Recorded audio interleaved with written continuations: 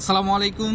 ইনশাআল্লাহ আশা করি সবাই ভালো আছেন। আলহামদুলিল্লাহ আমিও ভালো আছি। যে যেখান থেকে আমার ভিডিওটি দেখছেন সবাইকে অসংখ্য ধন্যবাদ ও সর্বতি ভালোবাসা রইল।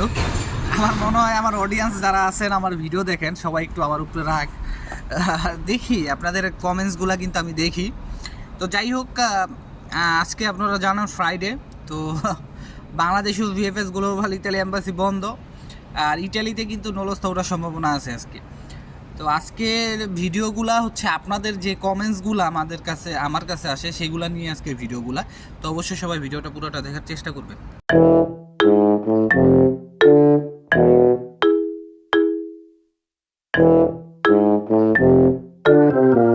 তো সব কিছুর জন্য আলহামদুলিল্লাহ।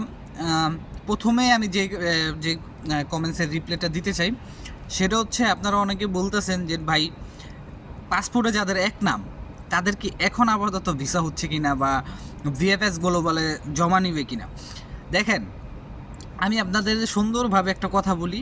আসলে এইসব কথা অনেক আগে, এগুলা পুরানো পেঁচাল, তারপরেও বলতে হয় কারণ আপনারা অনেকে প্রশ্ন করেন, সবার কমেন্টসের কিন্তু রিপ্লাই দেওয়া সম্ভব হয় না। তারপরেও আমি এখানে দিতেছি, আপনারা বকাবাজি করবেন তারপর দিতেছি, কারণ জানার দরকার। আপনি যত দেখবেন তত জানবেন, যত শেখার চেষ্টা করবেন তত শিখতে পারবেন। ঠিক আছে, আপনাদের কাছ থেকে আমার কিছু শেখার আছে। আপনার পাসপোর্টে এক নাম, আপনি ইটালিতে আবেদন করতে পারবেন, কোনো সমস্যা নাই। শুধু ধরেন আমার নাম হচ্ছে রাহিম, শুধু রাহিম থাকলো, আর কিছু নাই। ঠিক আছে, অন্য যে নামগুলো সেগুলোতে ব্লাঙ্ক থাকলো তাতেও সমস্যা নেই, আমি ইতালিতে আবেদন করতে পারবো। এবং আমার নলস্তাও যদি ওঠে সেই নামের উপরে, আমি ভিএফএস গ্লোবালে জমা দিতে পারবো। ভিএফএস গ্লোবালে বাপের ক্ষমতা নাই যে না আপনার কাগজটা জমা নিবে না। তৃতীয়ত, যদি আপনার নলস্তা সত্যিই উঠে থাকে, যদি সেটা রিয়েল হয়, আপনার মালিকের যদি কোনো সমস্যা না থাকে, সেটা আপনি পেয়ে যাবেন, ভিসা পেয়ে যাবেন, কোনো সমস্যা হবে না। আপনি ইটালিতেও আসতে পারবেন, কোনো সমস্যা হবে না। আপনি এইখানে আইসা কদিসি ফিসকালও বানাইতে পারবেন, কোনো সমস্যা হবে না। কিন্তু আপনি যখন ফিঙ্গার দিবেন বা কোস্তরা পেরবুত্তরা করবেন, তখন একটুখানি সমস্যা হতে পারে নামের কারণে, কিন্তু আপনার কাগজ হয়ে দেবে, এরকম অনেক আছে। তো আপনারা যারা 2025 সালে আবেদন করার জন্য ওয়েট করতেছেন, বা সামনে যদি ফ্লোসি দেয় সেই ফ্লোসিতে আপনারা আবেদন করার জন্য ওয়েট করতেছেন, অবশ্যই আপনাদের নামের যে ব্যাপারটা, যেটা এক নাম আছে সেটাকে দুই নাম করার চেষ্টা করবেন। আশা করি বুঝতে পারছেন। দ্বিতীয়ত, যে বিষয়টা নিয়ে কথা বলবো, আপনারা অনেকেই বলতেছেন যে ফ্যামিলি ভিসার যেরকম কিছুদিন আগে আমাকে এক আপু ফোন দিছে, ফ্যামিলি ভিসা ওনার হাজব্যান্ডের পাসপোর্টে ওনার ওয়াইফের নামটা হচ্ছে ভুল, নলস্তাতে একটা নাম, ওয়াইফের হাজব্যান্ডের পাসপোর্ট আরেকটা নাম। এখন ভিএফএস গ্লোবাল লিগালাইজেশন করতেছে না। দেখেন, এই ক্ষেত্রে কি আপনার আপনার যদি পাসপোর্টের নাম ঠিক থাকে তাতে ঠিক আছে, এটা ভালো। কিন্তু আপনার কাগজটা কিন্তু ইতালি থেকে আপনার নলস্তা উঠছেই কিন্তু আপনার হাজব্যান্ডের জন্য। এখন আপনার হাজব্যান্ড আপনার যে কাগজগুলি সাবমিট করছে সেখানে যদি ডিফারেন্স কিছু থাকে আপনার হাজব্যান্ডের সাথে আপনার, তাহলে অবশ্যই কিন্তু এটা সমস্যা হওয়ার কথা। তারপরেও ভিএফএস গ্লোবাল কর্তৃপক্ষ কোনোভাবে যদি এটাকে সলভ করার চেষ্টা করে, হতে পারে, বা আপনার যে সেখানে করণীয় হবে আপনার হাজব্যান্ডের যে পাসপোর্ট আছে সেটাকে মডিফাই করা, মানে আপনার যে নামগুলি আছে সেগুলো সমাধান করা বা ঠিক করা। ইটালিতে নলস্তা উঠতেছে, এটা আমরা সবাই শুনতেছি বা দেখতেছি। কিন্তু কয়টা নলস্তা আপনি হাতে দেখতেছেন, কয়টা নলস্তা নিজের চোখে দেখতেছেন? আমি কিন্তু এরকম খুব দেখতেছি না, খুব কম। আমি কয়েকটা শহরে দেখতেছি। আপনার আগামী মাস থেকে নলস্তার রূপ পাইবেন। দেখেন, আমি যদি নলস্তার একটা আপডেট পাই, আমি সাথে সাথে এটা আপনাদেরকে রিলস ভিডিওর মাধ্যমে বা এমনি পোস্ট করে আমি জানিয়ে দেবো। আমার এত বড় ভিডিও করার দরকার নাই যে একটা নলস্তা উঠলে বা এরকম হইলে আমি জানিয়ে দেবো। আর আপনাদের কাছে রিকোয়েস্ট, আপনাদের যাদের নলস্তা উঠে আপনারা অবশ্যই কমেন্টসের মাধ্যমে জানাবেন যে ভাই আমার নলস্তা উঠছে এমুক শহরের থেকে এরকম সময়। তাহলে আপনারা যদি এগুলা বলেন, আমরাও একটু মানুষকে বলে দিতে পারি। সেই ক্ষেত্রে দেখা গেল কি আপনার জন্য আরেকজন উপকার হলো।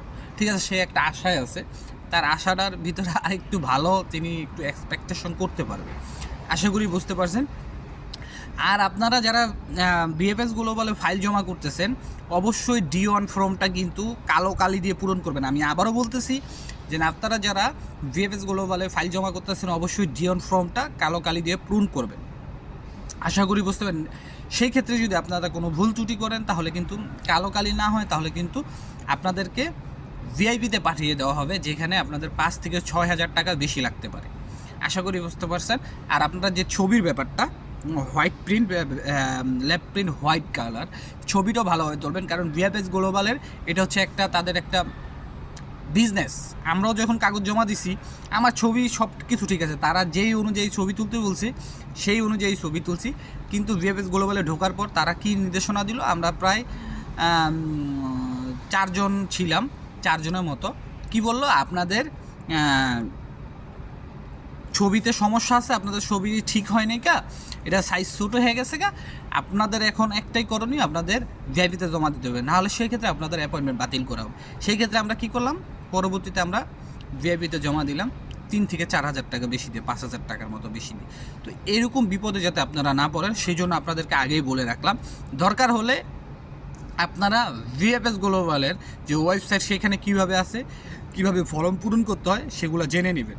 আর অবশ্যই ডিওন ফর্মে আপনার পাসপোর্টে যেমন সিগনেচার আছে সেই সিগনেচার করবেন। আপনার পাসপোর্টে যদি বাংলা সিগনেচার থাকে বাংলাই করবেন, আর ইটালিতে আইসেও আপনি দরকার হলে বাংলা সিগনেচার করবেন, তাতে কোনো সমস্যা নেই। যদি পাসপোর্ট পরে আপনি রিনিউ করতে পারেন, রিনিউর সময় ইংলিশ চেঞ্জ করে নেবেন, ঠিক আছে? চেঞ্জ করার কোনো দরকার নেই, সিগনেচার যে কোনো একটা হইলেই সমস্যা নেই। আশা করি বুঝতে পারছেন।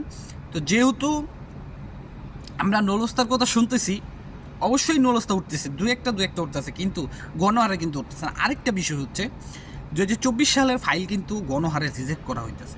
কেন রিজেক্ট করা হইতেছে এর কারণ অনেকেই আমাকে বলতেছেন যে আপনারা যে অভিজ্ঞতা সার্টিফিকেট দিচ্ছেন এগ্রিকালচারের জেলার জন্য।